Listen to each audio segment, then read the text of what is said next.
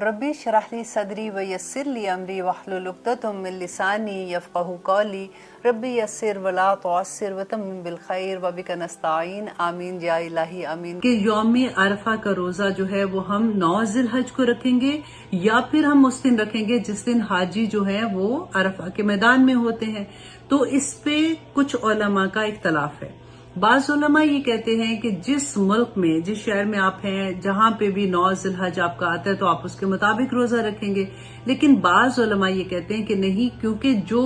इस रोजे का जो ताल्लुक है वो यौम अरफा से है, तो जिस दिन हाजी अरफात के मैदान में होंगे तो रोजा उस दिन रखा जाएगा। इसके दलाइल में वो ये कहते हैं कि नबी सल्लल्लाहु अलैहि वसल्लम 13 साल मक्का में थे, 9 ज़िलहज तो तब भी आया था, और जब वो मदीना तशरीफ लाते हैं तो जब तक हज फर्ज नहीं हुआ था तब तक नबी सल्लल्लाहु अलैहि वसल्लम ने यौम अरफा के रोजे की फजीलत बयान नहीं की थी। तो इस रोजे का ताल्लुक जो है वो यौम अरफा से है। तो नबी सल्लल्लाहु अलैहि वसल्लम ने जब ज़िलहज के महीने के रोजों की फजीलत बयान की तो उन्होंने पहले रोजा, दूसरा रोजा, तीसरा रोजा, चौथा रोजा बयान किया, लेकिन जब वो 9 ज़िलहज पे आते हैं तो वहां पे वो यौम अरफा के रोजे का जिक्र करते हैं कि इस दिन के यौम अरफा के रोजे की ये फजीलत है। तो इसलिए हमारा रोजा जो है वो उसी के मुताबिक होना है जिस दिन हाजी अरफा के मैदान में है। अब देखिए, इतनी आसानी है हम सब के लिए, हम सबको आसानी से ये पता चल जाता है कि हाजी कौन से दिन अरफा के मैदान में है।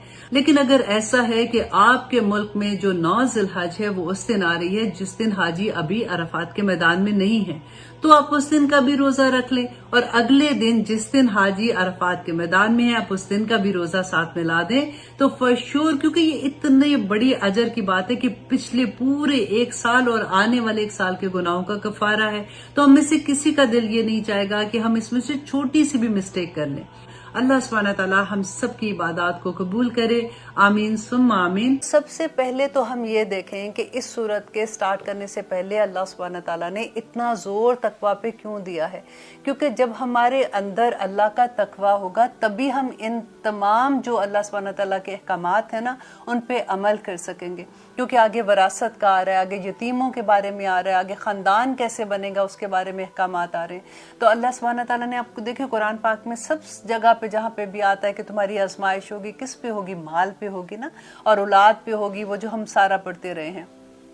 अब देखिए कि जब वरासत की बात आती है ना तो सबसे पहले जब माल का बात आती है, जो भी वली बन जाता है उसके बाद जो आप लोगों को सबको पता है कि वरासत की तकसीम पे कितनी नाइंसाफियां होती हैं। और अब यहाँ पे हम इस सूरत में ये सीखेंगे अल्हम्दुलिल्लाह, क्योंकि देखिए वरासत का कानून जब हम पढ़ेंगे ना तो वो बिल्कुल ऐसे ही है जैसे अगर हम मेडिकल का कोई स्टूडेंट है, वो फिर उसमें स्पेशलाइज करता है, कोई हार्ट में करता है, कोई आइस में कर लेता है, कोई फीट में करता है, कोई किसी तरह से कर लेता है। तो बिल्कुल इसी तरह से कुरान के भी डिफरेंट एंगल हैं कि वो लोग जिन्होंने इसमें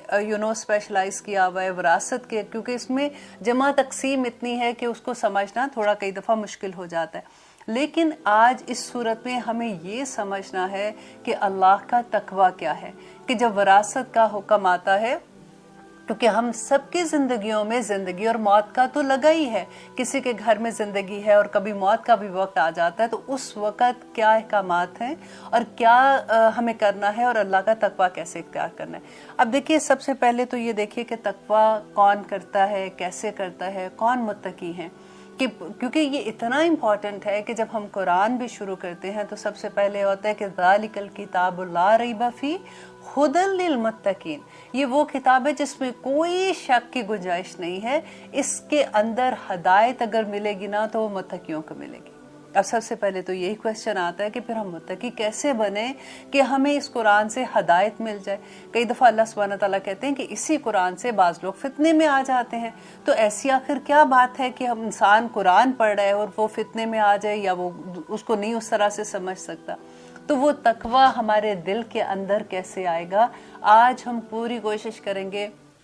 कि आज के प्रोग्राम के एंड तक हमारे अंदर एटलीस्ट तकवे का ख्वाहिश जाग जाए कि या रब्बुल आलमीन हमारे अंदर उस लेवल का तकवा आ जाए जो औलिया का तकवा होता है। अल्हम्दुलिल्लाह। अच्छा, तकवे का पहला लेवल है, इसके 3 लेवल हैं, आप ये समझ लीजिए। फर्स्ट लेवल ये है कि इंसान जो है वो अल्लाह सुब्हानहू तआला की जो इबादत हैं اس میں وہ اللہ کا تقوی کیا ہوتا ہے؟ اللہ کا ڈر، اللہ کی خشیت، کہ اللہ سبحانہ تعالیٰ، ایک لفظ میں اگر یہ کہو کہ اللہ جو ہے وہ ہمیں سارا وقت دیکھ رہا ہے، اللہ علی کل شیء قدیر ہے، اللہ بصیر ہے،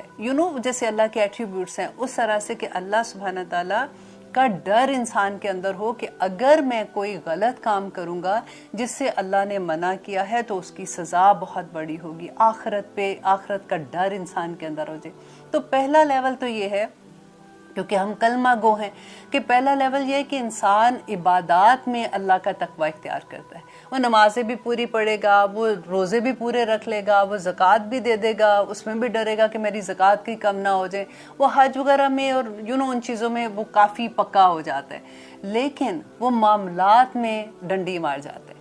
ایسا نہیں ہے کہ معاملات نہیں کرتا، لیکن اس میں کمی کر دیتا ہے، اس کو اتنا اس کو 100% اس کے اندر وہ جذبہ نہیں ہوتا کہ میں ہر چیز سے بچوں اور میں جنت میں کسی طرح سے چلا جاؤں۔ بس اس کو یہ ہوتا ہے کہ ٹھیک ہے میں نیکی کا کام کر رہا ہوں، بس اتنا کام تو کر لیا نا، ضروری نہیں کہ میں ہر جگہ تو نہیں کر سکتا ہوں نا، انسان کے لیے یہ نہیں ہے وہ نہیں ہے، جو ایسے کوسچنز ہوتے ہیں۔ اب دیکھیں تینوں درجوں میں آپ نے کسی کے بارے میں نہیں سوچنا، آپ صرف اپنی ذات کو وہاں پہ رکھ کے دیکھیے کہ میں اس میں سے کون سے لیول پہ آتی ہوں یا آتا ہوں۔ اب دیکھیے پہلا لیول وہ ہے جو عبادات میں پکے ہوتے ہیں لیکن معاملات میں ان کی کمی ہو جاتی ہے۔ یہ وہ لوگ ہیں جن کے بارے میں اللہ سبحانہ تعالیٰ نے کہا کہ اللہ چاہے گا تو ان کو معاف کر دے گا اور وہ چاہے گا تو ان کو سزا دے گا، اور آخر کار وہ اپنی سزا بھگت کر دوزخ میں وہ دوزخ سے نکال لیے جائیں گے اور وہ جنت میں داخل ہو جائیں گے۔ ربنا لا تجعلنا منہم، یا اللہ ہمیں ان میں شامل نہ کرنا، کیونکہ یہ بہت تکلیف دہ چیز ہے، کیونکہ ہم تو اتنی سی آگ ایک ہماری وہ کہتے ہیں نا ایک یہاں پہ بھی لگ جاتی ہے تو اس کی بھی تکلیف 2 دن نہیں جاتی، کہاں دوزخ کی یاد اللہ نہ کرے۔ اچھا یہ وہ متقی ہیں جو پہلا درجہ ہے۔ اب سیکنڈ درجہ کس کا آتا ہے کہ اللہ سبحانہ تعالیٰ کہتے ہیں کہ سیکنڈ درجے میں وہ لوگ ہیں کہ جو اللہ کی عبادات میں بھی پکے ہوتے ہیں اور جو معاملات میں بھی جو کبیرہ گناہ ہیں ان سے بچتے ہیں، رائٹ؟ غور سے سنیے گا کہ کبیرہ گناہوں سے وہ ضرور اجتناب کرتے ہیں، جیسے شراب ہے، جوا ہے، فحاشی کرنا ہے، ایسی محفلیں جہاں پہ ڈانس اور پارٹی اور گانے وغیرہ ہوتے ہیں وہاں پہ جانے سے اجتناب کرتے ہیں، تو یہ کبیرہ گناہ ہو جاتے ہیں نا، تو وہ وہاں پہ نہیں جاتے ہیں، ایسی محفلوں میں نہیں جاتے اور خود سے بھی انوالو نہیں ہوتے ہیں، تو یہ وہ سیکنڈ درجہ آتا ہے۔ لیکن وہ جو صغیرہ گناہ ہوتے ہیں نا اس میں وہ تھوڑا سا لائٹ ہو جاتے ہیں، جیسے ان کو لگتا ہے کہ یہ اتنی بگ ڈیل نہیں ہے۔ تو اب ان کے بارے میں اللہ سبحانہ تعالیٰ کیا کہتے ہیں سورۃ النساء میں کہ اگر تم بڑے گناہوں سے بچو گے تو جن سے تمہیں منع کیا گیا ہے تو ہم تم سے تمہارے چھوٹی برائیاں دور کر دیں گے۔ یہاں پہ دیکھیے اللہ سبحانہ تعالیٰ نے یہ نہیں کہا، دیکھیں یہ بہت بڑا مقام ہوتا ہے کہ انسان کبیرہ گناہ کے بھی پاس نہیں جاتا، یہ معاملات میں آ جاتا ہے نا، تو اللہ سبحانہ تعالیٰ نے یہ نہیں کہا کہ تم اگر کبیرہ گناہ سے باز رہو گے تو صغیرہ میں چھوٹے ایسے ہی معاف کر دوں گا، نہیں، اللہ سبحانہ تعالیٰ نے کہا ہے کہ اس دنیا میں رہتے ہوئے اللہ سبحانہ تعالیٰ ایسے موقع بنا دے گا کہ انسان چھوٹے چھوٹے گناہوں سے بھی پرہیز کر جائے گا، اللہ ہی ان کے دلوں میں یہ تقویٰ ڈال دے گا کیونکہ انہوں نے اللہ کے لیے اتنا کام کیا کہ وہ اللہ کے جو کبیرہ گناہ ہیں ان سے بچے۔ اور دوسرا اس کی ڈیٹیل میں پڑھی تھی، ابو ہریرہ رسول اللہ صلی اللہ علیہ وسلم سے کہتے ہیں کہ ایک نماز دوسری نماز سے، ایک جمعہ دوسرے جمعے سے، ایک رمضان دوسرے رمضان کے درمیان جو وقت ہوتا ہے اس میں جو ہمارے گناہ ہو جاتے ہیں اس کا کفارہ ہو جاتا ہے، الحمدللہ۔ اب یہ وہ لوگ ہیں جو کبیرہ گناہوں سے بچ جاتے ہیں نا، عبادات تو ان کی مکمل ہوتی ہیں الحمدللہ۔ اور ابو مسعود فرماتے ہیں کہ مومن کی شان یہ ہے کہ اگر وہ گناہوں سے اس طرح ڈرتا ہے گویا کہ پہاڑ کی چوٹی کے نیچے کھائی میں بیٹھا ہوا ہے، اسے ہر وقت اس بات کا خطرہ ہوتا ہے کہ کہیں پہاڑ اس کے اوپر نہ گر جائے، اتنا وہ گناہوں سے ڈرتا ہے۔ اور اگر جو فاسق ہوتا ہے اس کا یہ حال ہوتا ہے کہ وہ جو بھی گناہ اس کے زندگی میں آتے ہیں یا نافرمانیاں آتی ہیں تو وہ ایسے کرتا ہے جیسے ناک سے اس نے مکھی ہٹا دی ہے۔ تو یہ وہ سیکنڈ لیول ہے جو اللہ سبحانہ تعالیٰ نبی صلی اللہ علیہ وسلم نے بتایا۔ اب دیکھیے یہ تیسرا لیول ہے جو اللہ کے اولیاء کا لیول ہوتا ہے. دیکھیں اولیاء ہر انسان بن سکتا ہے, صرف ہمیں ہماری اپنی محنت ہے, ہمارا اپنا اخلاص ہے. اور تیسرا لیول وہ ہے جو تقویٰ کا بلند ترین درجہ ہوتا ہے, جس میں انسان ان چیزوں سے بھی بچتا ہے جو اس کے نفس کو اللہ کی یاد سے غافل کر دیں, اور وہ اس ڈر سے کہ وہ اللہ کی یاد سے غافل کر دیں, وہ جو مباح چیزیں ہیں, جو جائز چیزیں ہیں, ان سے بھی بچتا ہے. اللہ اکبر. دیکھیے یہ اس بات کو سمجھنے کی کوشش کرتے ہیں کہ مباح چیزیں کیا ہیں. کہ فار ایگزامپل ہم ٹی وی کے آگے بیٹھے ہیں, اب اگر ہم نیوز سن رہے ہیں تو وہ اس میں کوئی گناہ نہیں ہے, اللہ سبحانہ تعالیٰ اس میں کوئی منع نہیں ہے کہ ہم نہیں سن سکتے, لیکن ہم بیٹھے نیوز میں اتنا گم ہو گئے کہ ہم اللہ کی یاد سے غافل ہو گئے.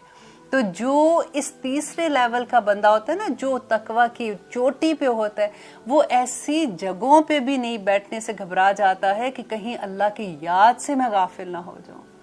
ابھی کئی دفعہ آپ دیکھیے ہم ایسی پارٹیز میں اپنے فرینڈز کے ساتھ بیٹھے ہوتے ہیں, مباح ہیں, اس کا جائز ہے, لیکن جو اولیاء ہوتے ہیں, اللہ کو منانے والے بندے ہوتے ہیں, وہ ایسی جگہوں پہ جا کے کہ 3 گھنٹے, اب پارٹی میں جانا ہے ڈیفینیٹلی پہلے گھر سے تیار ہوتے ہیں, پھر راستے کا سفر دیکھیے 1 گھنٹہ تو اس میں لگ جاتا ہے, پھر اس کے بعد آپ پارٹی میں جاتے ہیں 2-3 گھنٹے ادھر, پھر 1 گھنٹہ واپس آتے ہیں, پھر تھکے بھی ہوتے ہیں, تو آلموسٹ یہ 4-5 گھنٹے کا ایک آپ سودا کر دیتے ہیں اپنے وقت کا. تو اس میں اللہ سبحانہ تعالیٰ کی یاد سے اگر غافل وہ چیز کر دیتی ہے, تو جو اولیاء ہوتے ہیں, جو اللہ کے بندے ہوتے ہیں نا, وہ اس وقت سے بھی ڈرتے, اس جگہوں پہ جانے سے بھی اپنی اجتناب کرتے ہیں. اللہ سبحانہ تعالیٰ کہتے ہیں کہ جو مومن ہے نا, جو اللہ کے اولیاء ہیں, جو ان کو تنگ کرتے ہیں, اللہ سبحانہ تعالیٰ ان کی دشمنی لے لیتے ہیں, اللہ سبحانہ تعالیٰ ان کے اگینسٹ آ جاتے ہیں. اللہ اکبر. اللہ اپنے اولیاء, یہ وہ اولیاء ہے جو اللہ کو منانے کے لیے کام کرتے ہیں, اللہ سبحانہ تعالیٰ ایسے ہی نہیں چھوڑتا پھر اپنے بندوں کو نا. اللہ اکبر. بس اللہ سے دعا کریں کہ اللہ سبحانہ تعالیٰ ہمیں یہ لذت عطا کر دے کہ ہمیں اس لیول کا سمجھ آنی شروع ہو جائے کہ اللہ سبحانہ تعالیٰ کی یاد سے غافل نہ ہو. ہم نے سورت جو ہم پہلے پڑھے تھے, سورت آل عمران, اس میں ہم نے اللہ کی یاد سے غافل ہونے کے بارے میں کتنا پڑھا تھا. اور آپ دیکھیے کہ یہ وہ لوگ ہوتے ہیں کہ اگر اللہ سبحانہ تعالیٰ سورۃ آل اعراف میں کہتے ہیں کہ اگر بستیوں والے ایمان لاتے اور اللہ کا تقویٰ اختیار کرتے تو ہم ضرور ان پر آسمانوں اور زمینوں میں سے بارشیں کر دیتے رحمتوں کی. اللہ اکبر. اللہ کی رحمت دیکھیے, ہم کئی دفعہ ہوتا ہے نا کہ ہم کسی مصیبت میں ایسے پھنس جاتے ہیں, کبھی دل ہی اداس ہو جاتا ہے. اللہ سبحانہ تعالیٰ کہتے ہیں کہ میں آسمانوں اور زمین کے خزانے ان لوگوں پہ کھول دیتا اگر وہ میرا تقویٰ اختیار کرتے. اللہ سے دعا کریں, اس پروگرام میں پورا وقت اللہ سے یہ دعا کریں, اللہم آتی نفسی تقواہا وزکیہا انت خیر من زکاہا انت ولیہا و مولاہا. اللہم انی اسألک الہدی والتقی والعفاف والغنی. یا رب العالمین ہمیں اپنا تقویٰ اختیار کرنے کی توفیق عطا کر. ہمیں سب سے پہلے تو دیکھیں سمجھ آئے کہ تقویٰ ہے کیا, کیونکہ پوری صورت میں جب اتنی دفعہ ہم یہ پڑھتے ہیں اللہ کا تقویٰ, اللہ کا تقویٰ, آخر وہ تقویٰ کیا ہے, ہمیں اس کی ریچ تک پہنچنا کیسے ہے. اللہ سبحانہ تعالیٰ نے دیکھیں نبی صلی اللہ علیہ وسلم کی پوری زندگی تقویٰ تھی, اور اب ہم پوری کوشش کریں گے کہ ہم ایسے کاموں سے پرہیز کریں جو اللہ کے احکامات سے دور ہمیں کر دیں, جو اللہ کی یاد سے ہمیں غافل کر دیں. اللہ سبحانہ تعالیٰ کہتے ہیں نا کہ جس سے وہ پھر محبت کرتے ہیں, وہ متقی لوگ جس سے اللہ محبت کرتے ہیں, تو اللہ سبحانہ تعالیٰ جبرائیل علیہ السلام کو بلا کے کہتے ہیں, جبرائیل میں اس بندے سے محبت کرتا ہوں, تو بھی اس سے محبت کر. اللہ اکبر. اللہ محبت کرتا ہے. جبرائیل علیہ السلام آسمان کے فرشتوں کو کہتے ہیں کہ میرا رب اس بندے سے محبت کرتا ہے. وہ آسمان کے فرشتوں کی گونج زمین کے فرشتوں کو سنائی دیتی ہے, اور وہ اس کے ارد گرد جو انسان کے لوگ ہوتے ہیں نا, وہ ان کو القاء کر دیتے ہیں کہ اس بندے سے محبت کرو کیونکہ رب اس سے محبت کرتا ہے. آپ دیکھیں کئی دفعہ ایسے نہیں لگتا کہ کبھی کوئی آپ دیکھتے ہیں, آپ کہتے ہیں کہ میں تو اس کو جانتا بھی نہیں ہوں, یہ کیسے مجھ سے اتنی محبت کر رہا ہے, یہ کیسے مجھ سے اتنی پیار سے بات کر رہا ہے. ایکچولی اللہ آپ سے محبت کرتا ہے. ہم اس محبت کو حاصل کرنے کے لیے کیسی کیسی چیزیں کرتے ہیں, نیم برانڈ چیزیں پہنتے ہیں, مہنگے مہنگے شوز پہنیں گے, مہنگے پرس لیں گے, مہنگے جوڑے پہنیں گے کہ لوگوں میں ایکسیپٹنس ہو جائے, لوگ سمجھے واو اس نے یہ کیا تھا. آپ اللہ کا تقویٰ لے لیں, اللہ وہ واو لوگوں کی آنکھوں سے, ان کی زبان سے, ان کے رویوں سے کر دے گا. اللہ اکبر. اللہ سے بس دعا کرتے ہیں ہم سب مل کے کہ اللہم آتی نفسی تقواہا. आमीन सुम आमीन। लेते हैं एक छोटी सी ब्रेक, देखते हैं कि आगे अल्लाह सुब्हानहू तआला हमें क्या फरमाते हैं।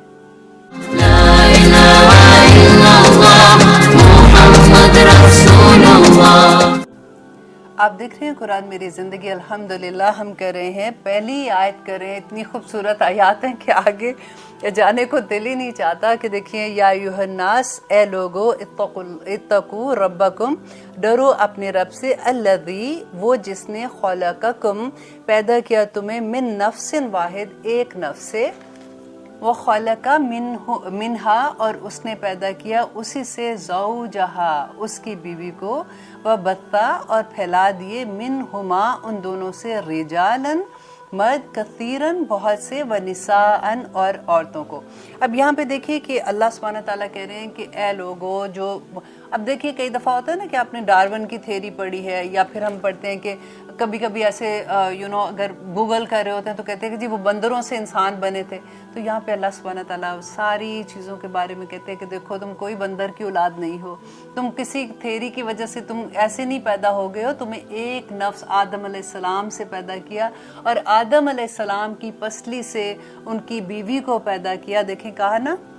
वक़लका मिनहा, और उसने पैदा की उससे, ज़ौजहा, उसकी बीवी को। और आदम अलैहिस्सलाम की पसली से जब ज़ौजा को उनकी पैदा किया तो कहते कि औरत जो है ना, वो पसली से क्योंकि पैदा हुई है वो टेढ़ी होती है, उसको सीधा करने की कोशिश ना करो। ये सारे आदमियों को एक पैगाम है कि उनको सीधा करने की कोशिश ना करो, वो टूट जाएंगी, उनको वैसे ही रहने दो, वो बड़ी अच्छी है, ऐसे की वैसे ही हैं जैसे अल्लाह सुब्हानहू तआला ने उनको पैदा किया है। व मिनहा ज़ौजहा, और उसी से उसकी बीवी को, व बत्ता मिनहुमा रिजालन कसीरन व निसा, और उसी से उनकी बहुत से आदमी और औरतें पैदा की। देखिए, आज हम जो पूरे के पूरे लोग हैं ना, पूरी कायनात वो एक ही कुंबा है, एक आदम अलैहिस्सलाम की औलाद है। नबी सल्लल्लाहु अलैहि वसल्लम का आखिरी खुतबे में उन्होंने कहा था कि किसी अरबी को अजमी पर, किसी अजमी को अरबी पर, किसी गोरे को काले पर, और किसी काले को गोरे पर कोई फजीलत नहीं है। और फजीलत जो किसी भी इंसान को दूसरे पर है, वो सिर्फ उसके तकवा की वजह से है। अल्लाह अकबर। और आगे देखिए कि हम किस तरह से वो ज़ातों को लेके हम जब, अब तो अल्हम्दुलिल्लाह अब बाहर जो लोग आ गए हैं उनमें तो फिर बहुत बेहतरी आ गई है, लेकिन ज़ातों पे लड़ते हैं, बरादरियों पे लड़ते हैं, शहरों पे, लाहौर का, कराची के छोटी छोटी चीज़ों पे किस तरह से हम लोग फ़र्क करते हैं। कैसे गोरे रंग को काले रंग पे फ़र्क करते हैं, कैसे अरबी को कि वो तो वो लोग खालिस अरबी हैं, और कैसे अजमी के साथ उनको कंपेयर करते हैं। अल्लाह सुब्हानहू तआला ने यह बता दिया कि सारे के सारे तुम एक ही आदम अलैहिस्सलाम की औलाद हो। इसीलिए अल्लाह सुब्हानहू तआला आगे कहते हैं फिर के वत्तकुल्लाह, अल्लाह से डर जाओ, अल्लज़ी, वो जो, तसाअलूना, तुम एक दूसरे से सवाल करते हो, बिही, इसके वास्ते से। कि वो कौन से सवाल करते हैं? जैसे कभी कोई जुल्म करता है ना तो कहते हैं कि खुदा का वास्ता ऐसे ना करो, कि अल्लाह का वास्ता देकर जिसके साथ तुम ऐसे करते हो तो उस अल्लाह से डर जाओ। वल अरहामा, और रिश्ते काटने से। देखिए वो वतकू, देखिए एक ही सेंटेंस में 2 दफ़ा ये लफ्ज़ आया है।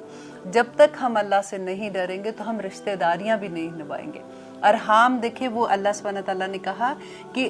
जो रिश्ते काटते हैं ना, रहम जो है वो क़यामत के दिन नबी सल्लल्लाहु अलैहि वसल्लम ने कहा कि अल्लाह के अर्श के नीचे लटक जाएगा, और वो दुहाई देगा कि या रब्बुल आलमीन, इन लोगों ने दुनिया में मुझे काटा था, तो आज इनको तू जन्नत में ना भेज। तो इसलिए इतना ज़रूरी है। देखिए, एक तो वो होता है ना कि मेरा फलां रिश्तेदार वो मेरे से अच्छा, मैं उससे अच्छा, तो बात ख़त्म, हम दोनों ही एक दूसरे के साथ अच्छे हैं। सुलह रहमी क्या होती है कि अगर कोई आपके साथ अच्छा नहीं है लेकिन आप उसके साथ अच्छा करते हैं। देखिए, आपने तो अपना जवाब देना है ना, हमने अल्लाह सुब्हानहू तआला को अपने अमल का जवाब देना है। तो अल्लाह सुब्हानहू तआला से दुआ करें कि अल्लाह सुब्हानहू तआला हमें रिश्तों की पहचान दे। देखिए, सबसे पहले इरहाम में आप देखें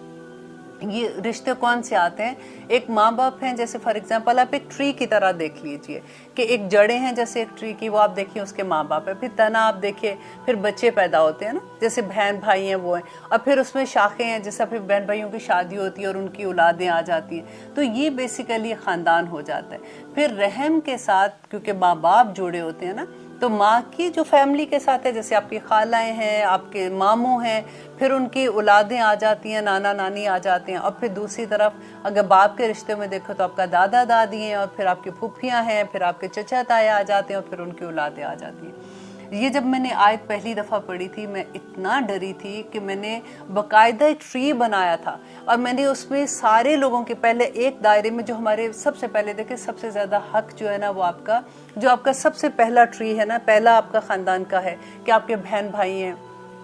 ان کی اولادیں اور ان کے اسپاؤسز ہیں جو بھی ازواج ہیں ان کا ہے. پھر اس سے بڑا ٹری ایک دوسرا دائرہ آتا ہے جس میں وہ خالہ آ جاتی ہیں اور ماموں اور پھر چچا تایا وغیرہ اور پھوپھیاں آ جاتی ہیں. تو جب آپ بناتے ہیں تو آپ کو احساس ہوتا ہے کہ کیونکہ ہم لوگ اتنی دنوں سے باہر رہتے ہیں کئی رشتوں میں کئی بچوں کے نام بھی بھول جاتے ہیں کہ ان کے کیا نام تھے, اچھا ان کے کتنے بچے تھے. پھر اتنا مزہ آتا ہے آپ وہ ٹری اب آج آپ جب آپ فارغ ہوں گے تو آپ ضرور وہ ٹری بنا کے دیکھیے گا کہ یہ اللہ کا حکم ہے. دیکھیے ایک تو ہوتا ہے نا کہ اللہ سبحانہ تعالیٰ کہتے ہیں دیکھو یہ کر لو, ایسے کر لو, یہ اچھی بات ہے, یہ اچھی بات نہیں. یہاں پہ اللہ سبحانہ تعالیٰ حکم دے رہے ہیں کہ آپ اپنے رشتہ داروں کے ساتھ قطع تعلقی نہیں کر سکتے ہیں. تو اسی طرح سے جب آپ بنائیں گے تو آپ کو احساس ہوگا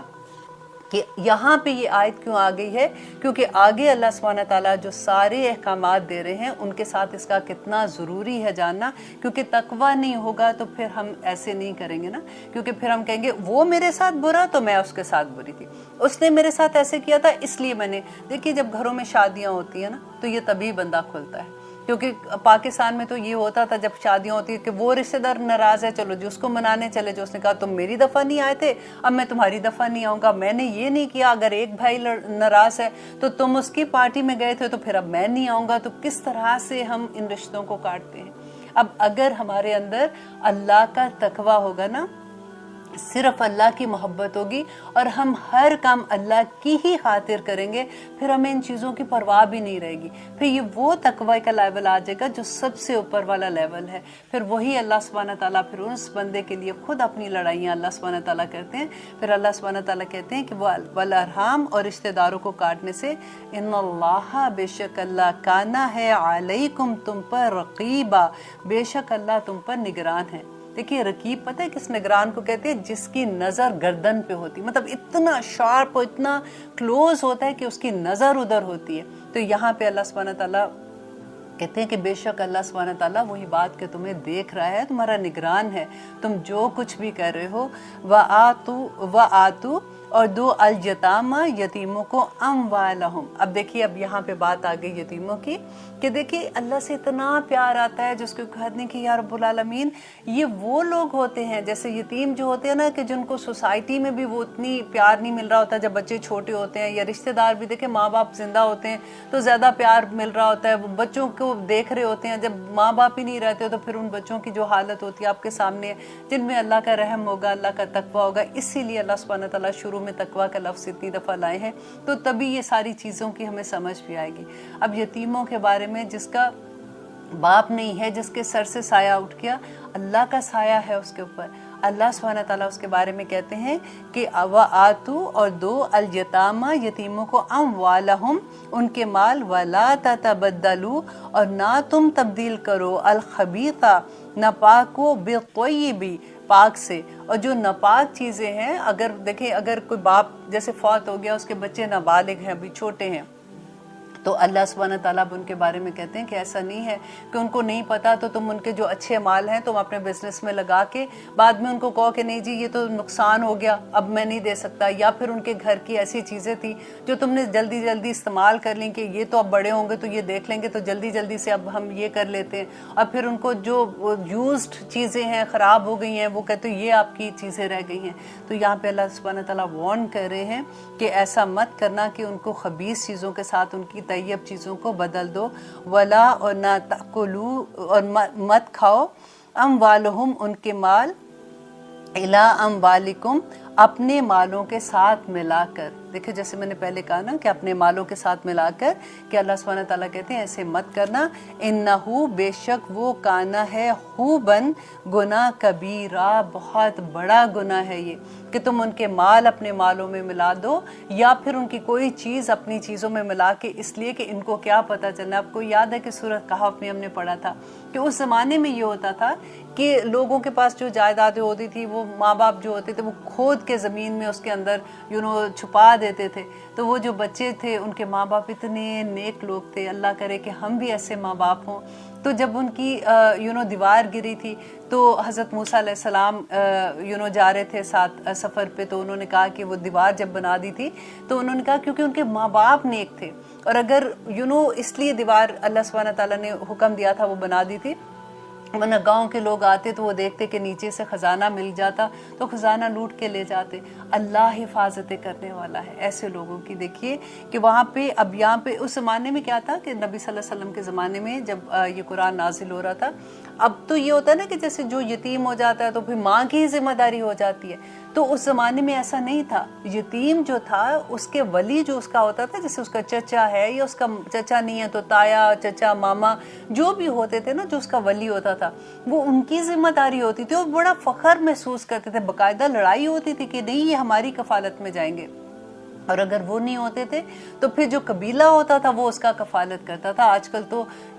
ہم نے پورا سسٹم ہی بدل دیا ہے. اگر کبھی ایسے ہوتا تو وہ ماں بیچاری جس کے پاس ابھی اتنے ذرائع بھی نہیں ہوتے، وہ کس طرح سے کمائے، کیا کرے کیا نہیں کرے، ساری اس کے ذمہ ہو جاتی ہیں، اور پورے رشتہ دار بھاگ جاتے ہیں ایسے کہ ہماری کوئی ذمہ داری ہی نہیں.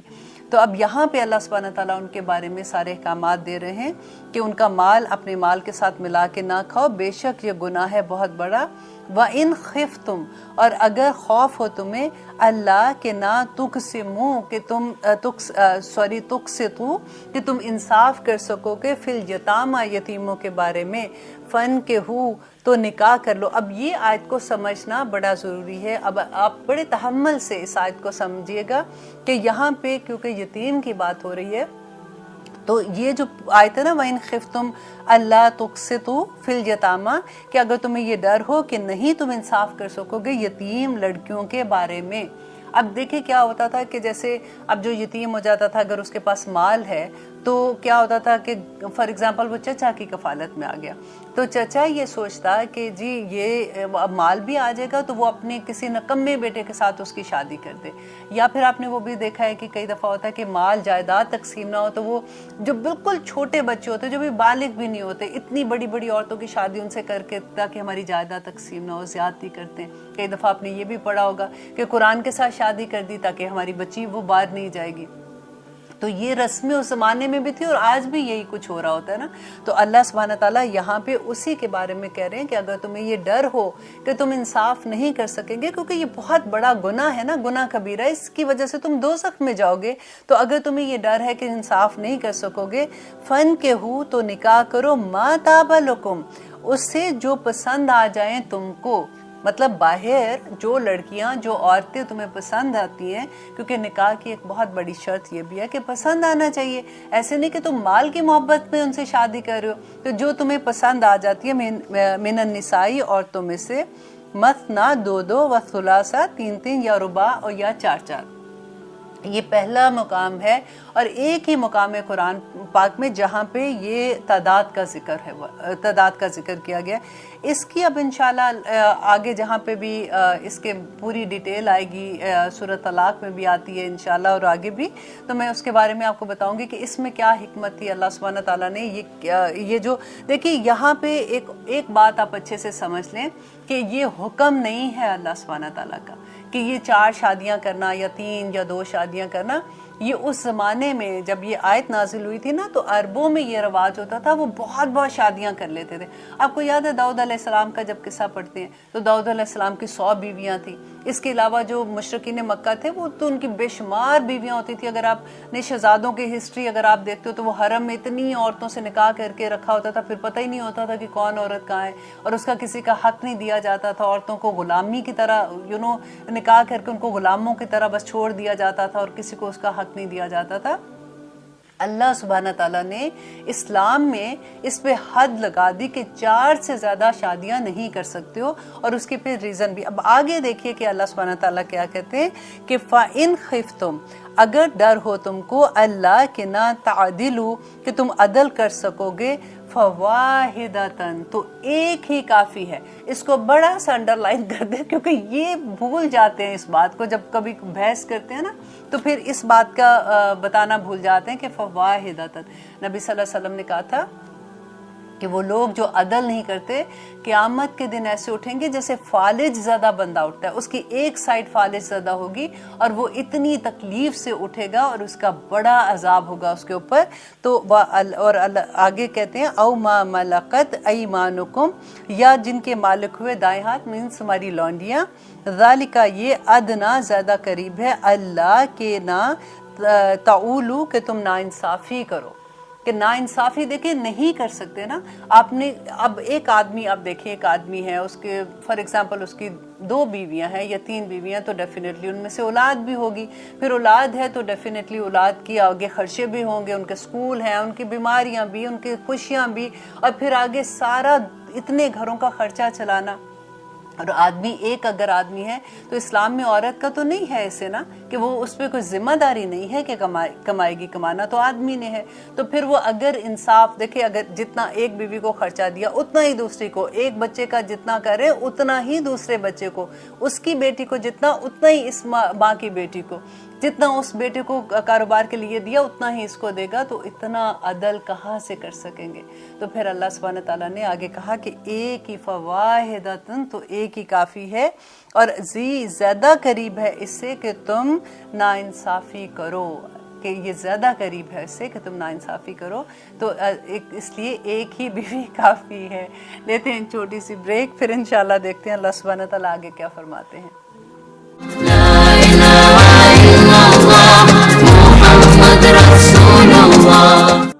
آپ دیکھ رہے ہیں قرآن میری زندگی، الحمدللہ ہم کر رہے ہیں سورۃ النساء کی آیت نمبر 4۔ اب دیکھیے اللہ سبحانہ تعالیٰ آگے کیا کہہ رہے ہیں، وَآتُوا النِّسَاءَ، اور دو عورتوں کو صدقاتہن، مہر ان کے، نحلتاً، خوش دلی سے۔ اب دیکھیں یہاں پہ بات ہو رہی ہے مہر کی۔ مہر نکاح کا لازمی حصہ ہے، اس کے بغیر نکاح نہیں ہوتا۔ آدمی کو نکاح میں مہر دینا ہوتا ہے، اور اس پہ دیکھیں آپ نے سنا ہوگا وہ کہتے ہیں جی شرعی مہر، اس کا کہاں سے یہ بات آئی ہے، کون سی حدیث میں انہوں نے یہ پڑھا ہے؟ کیونکہ نبی صلی اللہ علیہ وسلم نے خود جو مہر دیا تھا وہ 500 درہم ان کو چاندی حق مہر میں دی تھی، جو کہ 187 تولہ بنتی ہے۔ تو یہ کہاں سے یہ بات آئی، یہ سمجھ نہیں آئی ہے کہ جو لوگ کہتے ہیں جی دیکھیں جب جہیز دینا ہے تو اس وقت تو اتنی چیزیں مانگتے ہیں جس کی کوئی حد نہیں، کہ یہ ایسے ویسے، تو جب دینے کی باری آتی ہے، مہر دینے کی باری آتی ہے، تو شرعی مہر ان کو یاد آ جاتا ہے۔ اور یہ میں سوچ رہی تھی کہ ایسا ہو سکتا ہے کہ کسی زمانے میں چاندی کی قیمت ایسے ہو کہ جیسے شروع میں تو سونا بھی اتنا مہنگا نہیں ہوتا تھا آج کے حساب سے اگر کمپیئر کرو، تو کبھی ایسا ہوا ہوگا میں بھی 3200 روپے کا کچھ اتنا تولہ بن گیا ہوگا، تو وہ اس وقت سے پھر وہ بات چلی ہے۔ لیکن آج کے زمانے سے اگر آپ لیتے ہیں تو یہ اس کا کوئی بھی وجود نہیں ہے۔ قرآن پاک میں اللہ سبحانہ تعالیٰ نے کہا کہ اگر آدمی کی حیثیت قنطار ہے، مطلب سونے کا پہاڑ جتنی ہے، تو وہ اتنا بھی دے سکتا ہے، اس میں کوئی شرط نہیں ہے کہ اتنی، آدمی کی حیثیت پہ ہے کہ وہ کتنا مہر دے گا۔ تو یہاں پہ وہی اللہ سبحانہ تعالیٰ نے کہا کہ دو عورتوں کو مہر ان کے خوش دلی سے دو، فَإِن طِبْنَا، پس اگر وہ طبنا خوشی سے دے دے، لکم تمہیں، انشین کوئی چیز، من ہو اس میں سے، نفسن خود ہی، اور اگر وہ اپنی دل کی خوشی سے تمہیں معاف کر دیتی ہیں یا پھر اس مہر میں سے کچھ رقم سے تمہیں کوئی تحفہ دیتی ہیں، تو فَكُلُوهُ، تو کھاؤ اسے، حنیئن، خوشی سے، مریا، اور خوشگوار سمجھ کر اس کو لے لو، کہ اس میں کوئی ایسی نہیں ہے کہ آپ سوچو کہ نہیں یہ تو مہر کی رقم تھی میں نے نہیں لینی ہے۔ اور عورت کا یہ حق ہے اس کا مہر، وہ آدمی سے اگر آدمی نہیں دیتا تو وہ ڈیمانڈ کر سکتی ہے۔ دیکھیں مہر کا تعلق ایسے نہیں، بعض لوگ کہتے ہیں نہیں جی اتنا مہر لکھوا دیا تو یہ تو طلاق کے وقت دینا پڑے گا، تو اس کا طلاق کے ساتھ کوئی تعلق نہیں ہے۔ مہر شادی پہ ہی، بلکہ شادی کی رات ہی، مجھے تو جب میں پڑھی تھی تو جتنی جلدی ہو سکتا ہے مہر ادا کرنا چاہیے، کیونکہ وہ عورت کا حق ہے۔ اور آگے کہتے ہیں اللہ سبحانہ تعالیٰ وَلَا تُؤْتُوا، اور نہ تم دو، السفہاء نادانوں کو، اموالکم، مال اپنے، التی، وہ جو، جعل اللہ، بنایا اللہ نے، لکم، تمہارے لیے، قیامن، زندگی گزارنے کا ذریعہ، वर्ज़ुक़ूहुम, तो रिस्क दो उन्हें, फ़ीहा इसमें, वक्सूहुम, तो पहनाओ उन्हें, वक़ूलू और कहो, लहुम उनसे, क़ौलन मारूफ़ा और उनसे बात करो भली। अब यहाँ पे देखिए कि सेकंड चीज़ जो अल्लाह सुब्हानहू व तआला फिर से वापस यतीम के बारे में बात कर रहे हैं कि यतीम जो है, अगर वो छोटे बच्चे हैं, अभी उनमें समझ नहीं है ना, तो उनके माल उनको ना दो उस वक़्त तक, क्योंकि ये माल उनकी ज़िंदगी गुजारने का ज़रिया है। ये वली को कहा जा रहा है ना, उनके जो जिसके पास उनका माल अब आ गया है, तो उस माल में से उनको रिस्क दो, जैसे उनके खाने पीने का बंदोबस्त करना उसमें, और उनके कपड़े पहनाने का, और उनसे अच्छी बात कहो। कई दफ़ा देखिए ये भी होता है कि जो वली होता है ना, अगर कभी बाज़ लोग ही सिखा देते हैं कि देखो वो तुम्हारे बाप का माल था, उसमें से वो खा रहा है या कुछ है, तो वो अगर कभी ऐसा होता है कि गुस्से से बात करते हैं, तो अल्लाह सुब्हानहू व तआला उनको कहते हैं कि नहीं, उनसे भली बात कहो, उनसे अच्छा सलूक करो। और फिर आगे कहते हैं वब्तलू, और आज़माते रहो अल यतामा, यतीमों को, हत्ता यहाँ तक कि इज़ा जब बलगू, वो पहुँच जाए, अन निकाह, निकाह की उम्र को। वली को बताया जा रहा है कि जब तक उनको देखते रहो कि उनमें शऊर इतना आ गया है कि वो अपने पैसों की हिफाजत कर सकते हैं। ऐसा नहीं है कि तुम कहो कि भाई मेरे ज़िम्मे ख़त्म करूं, मैं किसी तरह से पकड़ाऊं इन्हें, नहीं, आप ऐसे नहीं कर सकते हो। आगे अल्लाह सुब्हानहू व तआला बड़ी खूबसूरत एग्जाम्पल, जैसे होता है ना, एक पिक्चर क्रिएट कर देते हैं अल्लाह सुब्हानहू व तआला, तो यहाँ पे अल्लाह कहते हैं कि उनको आजमाते रहो यहाँ तक कि वो पहुँच जाए निकाह की उम्र को। फ़ाइन, पस अगर आनस्तुम, पाओ तुम, मिनहुम उनमें, रुश्ता भलाई सूझबूझ, फदफाऊ, तो दे दो उन्हें, अलैहिम इन्हें, अमवालहुम, तो उनके माल पूरे के पूरे उनको वापस दे दो, वला तअकुलूहा, और ना खाओ उन्हें, इसराफन, इसराफ करते हुए, व बिदारन, और जल्दी जल्दी करते हुए, अन के यकबरू, के वो बड़े हो जाएं। अब देखिए कि कितनी खूबसूरत बात है, अगर आप गौर करें तो क्या होता है, कभी ऐसा होता है कि किसी के पास किसी का माल है, फॉर एग्जांपल मैं एक यतीम बच्चों की एग्जांपल आप ले लें, या फिर ऐसे कि कोई बूढ़ा है आपके पास ना, फॉर एग्जांपल किसी की बड़े जैसे होते हैं, माँ बाप में से कोई बड़े हैं, बाकी बहन भाई कहीं और रहते हैं, एक भाई है, बहन है जिसके पास जिम्मेदारी है कि वो उनके पास रहते हैं, उनका माल जो है, बाज़ दफ़ा लोगों ने, जब मैं सुनती हूँ तो रोंगटे खड़े हो जाते हैं कि उन्होंने इस चक्कर में कि कहीं ये फौत हो जाएंगे तो जो माल बचेगा तो दूसरे भाई भी बीच में आ जाएंगे या बहन भाई आ जाएंगे, तो जल्दी जल्दी वो माल को उन पे खर्च करना कि जी हम तो इनका खाना इसमें से आया, तो उनके डाइपर इसमें से आए, तो उसमें से ये हो गया, तो खुद भी खा रहे हैं, तो जल्दी जल्दी वो माल ख़त्म करने की कोशिश करते हैं। यहाँ पे अल्लाह सुब्हानहू व तआला वही बात यतीम के बारे में कह रहे हैं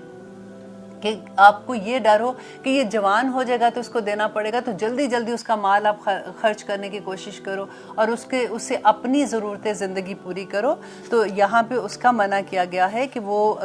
बड़े हो जाए। वमन काना, और जो कोई हो गनीयन गनी, फल यस्ताफिफ, तो उसको चाहिए कि वो उससे बचे, कि अगर तो वो गनी है तो उसको चाहिए, अगर वो इतना है कि वो अपने माल जो है वो उससे अपना खर्चा पूरा कर सकता है, तो फिर यतीम के माल में से कुछ ना ले। और वमन काना फ़कीरन, देखिए वो बताया जा रहा है कि अगर कोई फ़कीर है, अगर कोई मोहताज है, ज़रूरतमंद है, वो खुद ही से गरीब है जो उसका वली है, तो फल याकुल, तो बस चाहिए कि वो खाए, बिल मारूफ, अच्छे तरीके से, फ़ाइज़ा, बस जब दफ़ा तुम दे दो तुम, अलैहिम इन्हें, अमवालुहुम उनके माल, फ़अशहिदू, तो गवाह बना लो, अलैहिम उन पर, वकफ़ा बिल्लाहि हसीबा, तो अल्लाह काफ़ी है हिसाब लेने के लिए। यह देखिए यहाँ पे हर आयत में यूँ नहीं लगता कि वो वत्तकुल्लाह वाली बात आके रुक जाती है कि जिसको अल्लाह का तकवा होगा वही ये सारे अहकामात भी पूरी तरह से पूरे करेगा।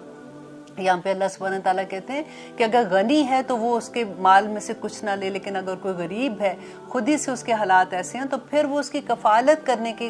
लिए भी कि चलो मैं उसकी हिफाजत कर रहा हूँ, या उसके माल को मैंने इन्वेस्ट किया हुआ है, तो उसमें से अगर वो लेके अपना भी थोड़ा बहुत खर्चा चला लेता है तो वो ये कर सकता है। लेकिन फिर अल्लाह सुब्हानहू तआला कह रहे हैं कि हसीब, हिसाब तो अल्लाह ने लेना है, अगर तुम उसमें ज़्यादती करोगे तो अल्लाह पूछ लेगा क़यामत के दिन। और फिर आगे अल्लाह सुब्हानहू तआला कहते हैं लिर्रिजाली, और अब यहाँ पे वरासत के कानून के बारे में आ रहा है कि इतना ये अगली जो भी आयात हैं ये इतनी गौर से सुनने वाली हैं,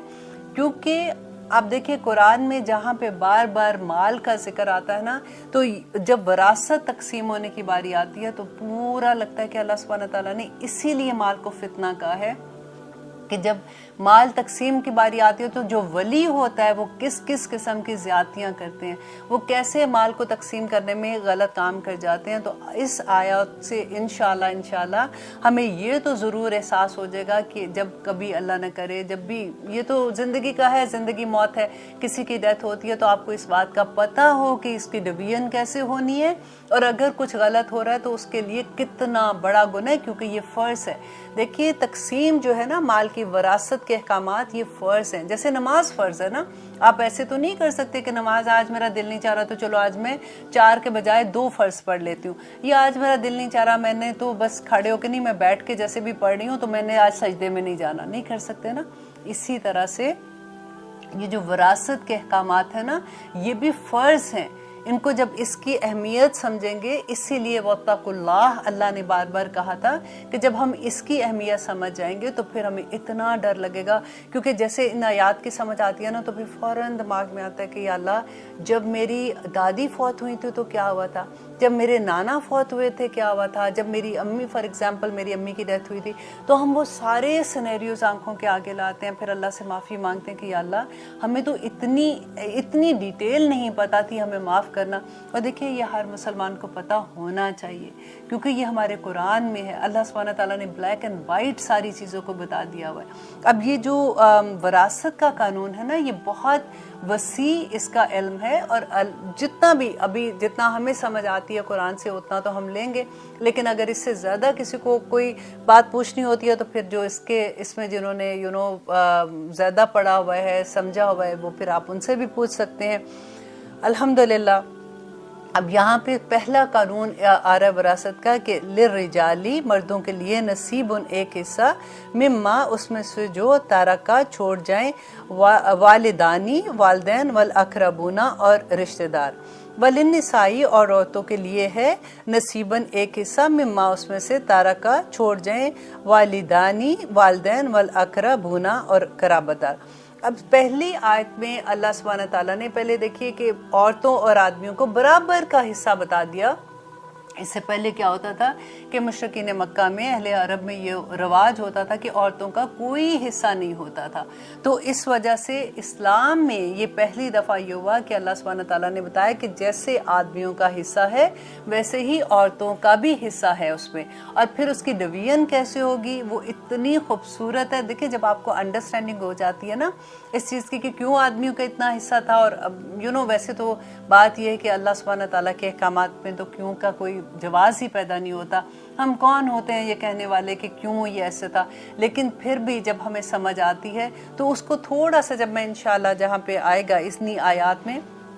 تو میں آپ کو اس کا ڈفرنس کہ کیوں آدمیوں کا حصہ دگنا ہے عورت سے، اس کی ریزن کیا ہے۔ دیکھیے آج کی سوسائٹی میں اگر آپ یہ وراثت کے قانون کو لے کے آج کی سوسائٹی کے مطابق دیکھیں گے نا تو اللہ سبحانہ تعالیٰ نے یہ سوسائٹی تو نہیں بنائی تھی۔ سوسائٹی کا جو اصول اللہ نے دیا تھا کہ کس طرح کی سوسائٹی ہونی چاہیے، ماں کیسے، باپ کیسے، اولاد کیسے، ان کے حقوق کیسے، اور کیسے یہ رشتے ہیں اور کیسے ان کے حقوق و فرائض ہیں، تو وہاں پہ یہ جب ہم اپلائی کرتے ہیں تو اتنی خوبصورتی سے یہ چیزیں فٹ ہوتی ہیں کیونکہ پھر کسی کی حق تلفی نہیں ہوتی ہے۔ تو اب آگے اللہ سبحانہ تعالیٰ کہتے ہیں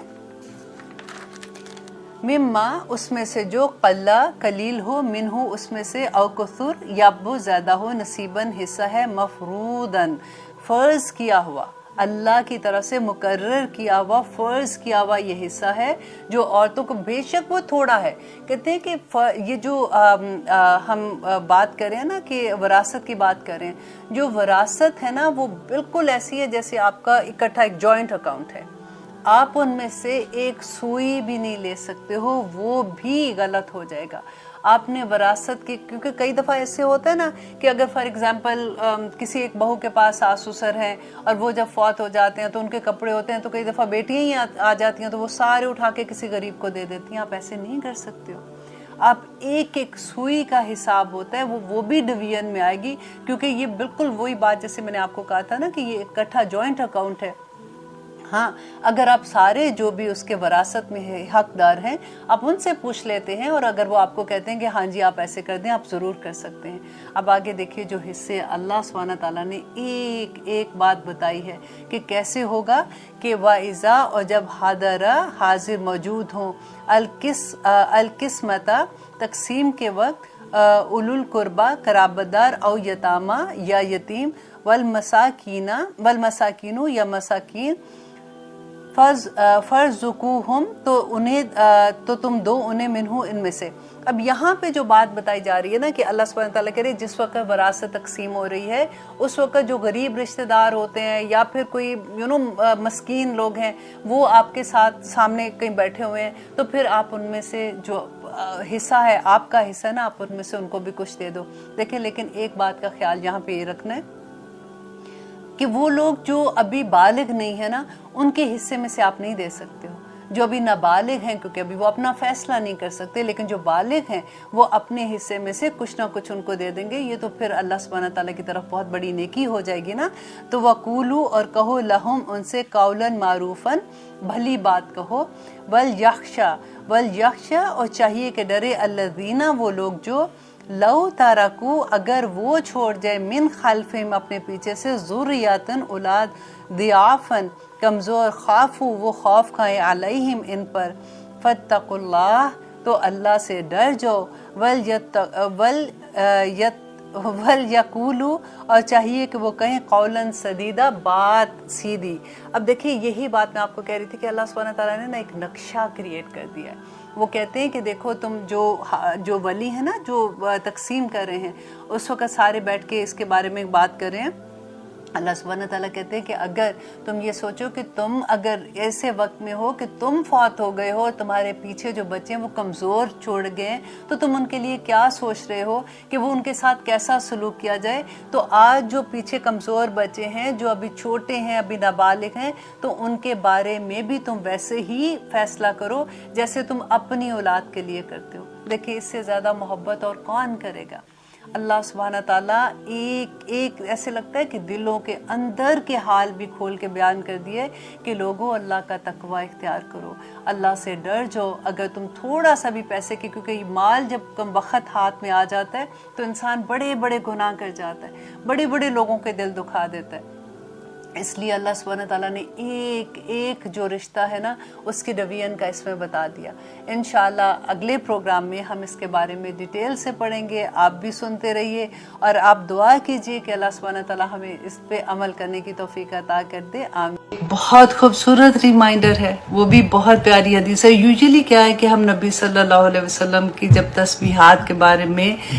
سنتے ہیں کہ نبی صلی اللہ علیہ وسلم یہ تسبیحات کیا کرتے تھے یا ہمیں تلقین کیا کہ یہ پڑھا کرو، تو ہم نئی نئی جب بات سنتے ہو تو ہم وہ کرنا شروع کر دیتے ہیں اور پھر پچھلی والی جو ہے وہ بھول جاتے ہیں۔ بہت سے لوگ کرتے ہوں گے، لیکن میری طرح کے لوگ، جیسے ایک لالچ ہوتی ہے نا کہ جلدی سے ہم یہ بھی کر لیں، ہم یہ بھی کر لیں، اور پچھلی والی چیزیں پیچھے رہ جاتی ہیں۔ تو وہی بات میں یہاں پہ الحمدللہ ریمائنڈر کے طور پہ میں آپ کے ساتھ یہ حدیث شیئر کروں گی کہ مسلم کی حدیث ہے 2692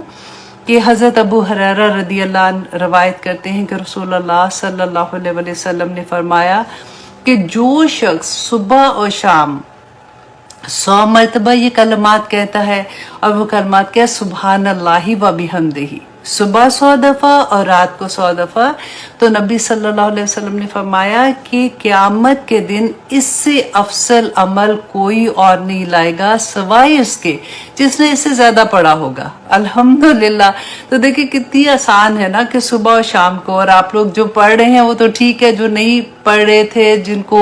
پہلے پڑھتے تھے پھر بھول گئے، تو ان کے لیے ریمائنڈر ہے بہت پیارا۔ رسول اللہ صلی اللہ علیہ وسلم نے فرمایا تھا نا کہ نظر برحق ہے، اور بہت ڈر لگتا ہے جب ہم یہ سنتے ہیں، اور کیونکہ یہ حدیث ہے کہ رسول اللہ نے فرمایا کہ اونٹ کو، مطلب صحت مند اونٹ ہے، اونٹ کو ہانڈی تک لے آتا ہے، مطلب ختم، مر ہی جاتا ہے، بتا اتنی نظر کھا جاتی ہے۔ تو آج میں آپ کے ساتھ جو شیئر کر رہی ہوں نا وہ آیا ہے جو رسول اللہ صلی اللہ علیہ وسلم हज़रत हसन और हुसैन रदी अल्लाह अन्हुमा पे दम किया करते थे जो पढ़ के। और फिर उन्होंने रसूल अल्लाह ने बताया कि यही आया जो है ये हज़रत इब्राहीम अलैहिस्सलाम, हज़रत इस्माइल और हज़रत इसाक पर दम किया करते थे। सुनन इब्न माजा की हदीस है 3525 कि हज़रत अब्दुल्ला बिन अब्बास रदी अल्लाह अन से रवायत है कि रसूलुल्लाह सल्लल्लाहु अलैहि वसल्लम हज़रत हसन और हज़रत हुसैन रदी अल्लाह अन्हुमा को दम करते थे तो यूं फरमाया करते थे, आऊज़ु बिकलिमातिल्लाहि ताम्मा। मैं इसलिए आराम आराम से पढ़ रही हूँ ताकि आप लिख रहे होंगे तो आप लिख लेंगे। आऊज़ु कि मैं पनाह में आती हूँ या मैं पनाह में आता हूँ, तो जो भी पढ़ रहा है, औरत पढ़ी है या मर्द पढ़ रहा है, तो उसी तरह से उसको अपने ज़हन में आप रख सकते हैं। आऊज़ु बिकलिमातिल्लाहि ताम्मा कि मैं अल्लाह सुब्हानहू तआला के तमाम कलमात के वसीले से दुआ करती हूँ और मैं अल्लाह सुब्हानहू तआला की पनाह में आती हूँ। अब देखिए इतनी प्यारी ये बात लगती है, क्योंकि कलमात जब हम कहते हैं ना, तो कलमात क्या है कि अल्लाह सुब्हानहू तआला ने सूरत लुकमान की आयत नंबर 27 में, आप पढ़ के देखिएगा, लिख लें, सूरत लुकमान आयत नंबर 27, अल्लाह सुब्हानहू तआला ने फरमाया कि अगर पूरी दुनिया के दरख्त जो है ना वो कलम बन जाए और पूरे समंदर जो है जब से दुनिया बनी है और जब क़यामत तक वो स्याही बन जाए और तुम अल्लाह सुब्हानहू तआला के कलमात, अल्लाह की सिफ़ात, अल्लाह की हम्द, अल्लाह की तारीफ़ लिखना शुरू करो, तो और फिर अल्लाह सुब्हानहू तआला ने फरमाया कि वो ख़त्म हो जाए ना, उसके बाद 7 गुना उससे ज़्यादा कलम बन जाए और स्याही बन जाए, तब भी तुम अल्लाह के कलमात नहीं लिख सकते हो। मेरा रब वो है।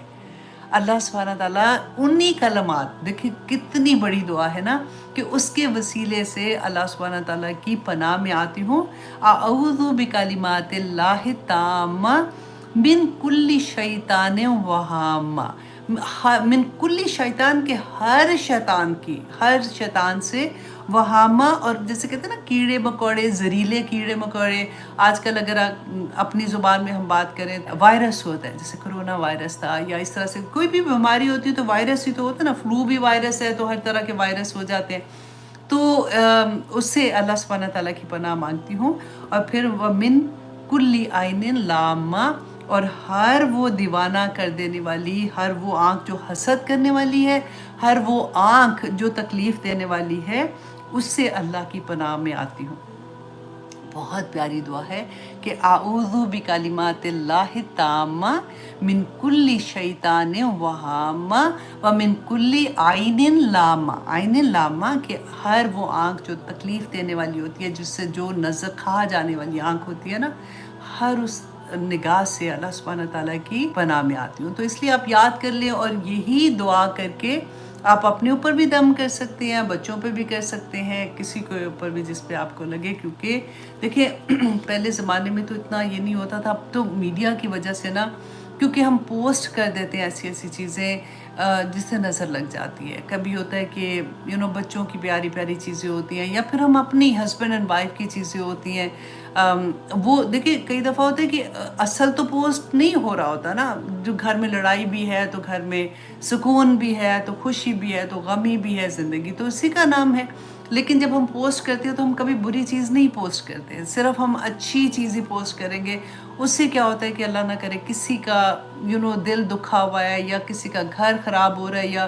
किसी के पास औलाद नहीं है, या कोई भी रीज़न आप सोचें, तो वो ऑटोमेटिकली इंसान है ना, तो ये होता है कि देखो ये तो मेरे साथ की थी, या मेरे स्कूल में थी, या मेरी क्लास फेलो थी, या मेरी रिश्तेदार थी, तो देखो मेरी बहन थी, फॉर एग्ज़ाम्पल कज़न थी, कोई भी है, तो इसको देखो कितनी खुशियाँ, और मेरा क्या हाल है। नज़र लग जाती है, नज़र खा जाती है। ऑनेस्टली बड़े बड़े लोगों को मैंने देखा है। अल्लाह सुब्हानहू तआला हम सब पे अपनी रहम करे।